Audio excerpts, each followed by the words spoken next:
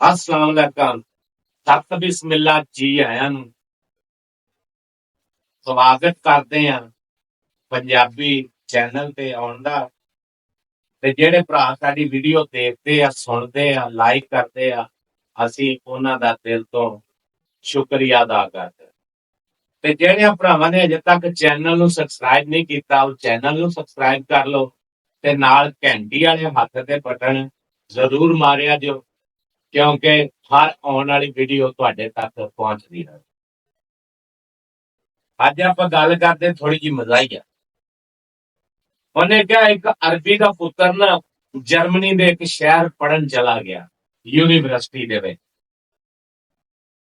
ਤੇ ਜਦੋਂ ਉਹ ਉੱਥੇ ਪਹੁੰਚਣ ਨੂੰ ਮਹੀਨਾ ਡੇਢ ਹੋਇਆ ਨਾ ਤੇ ਉੱਥੇ ਉਹਨੇ ਆਪਣੇ ਅੱਬੇ ਨੂੰ ਖੱਤ ਲਿਖਿਆ। ਉਹਨੇ ਕਿਹਾ ਕਿ ਅੱਬਾ ਮੈਂ ਬਹੁਤ ਅੱਛੇ ਤਰੀਕੇ ਨਾਲ ਰਹਿ ਰਿਹਾ, ਜਿਹੜੇ ਲੋਕ ਮੇਰੇ ਨਾਲ ਰਹਿ ਰਹੇ ਉਹ ਵੀ ਬੜੇ ਅੱਛੇ ਨੇ ਤੇ ਬੜੇ ਸਮਝਦਾਰ ਤੇ ਬੜੇ ਸੁਲਝੇ ਹੋਏ ਲੋਕ।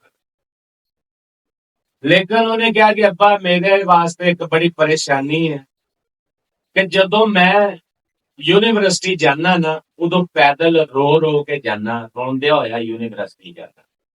ਇੱਥੋਂ ਤੱਕ ਕਿ ਮੇਰੇ ਉਸਤਾਦ ਜਿਹੜੇ ਨੇ ਉਹ ਵੀ ਟ੍ਰੇਨ ਤੇ ਆਉਂਦੇ। ਤੇ ਉਹਦੇ ਅੱਬੇ ਨੇ ਖੱਤ ਦਾ ਜਵਾਬ ਦਿੱਤਾ 15-20 ਦਿਨ ਤੋਂ ਬਾਅਦ। ਉਹਨੇ ਖੱਤ ਦੇ ਵਿੱਚ 10 ਮਿਲੀਅਨ ਦਾ ਨਾ ਡਾਲਰ ਦਾ ਚੈੱਕ ਪਾਇਆ।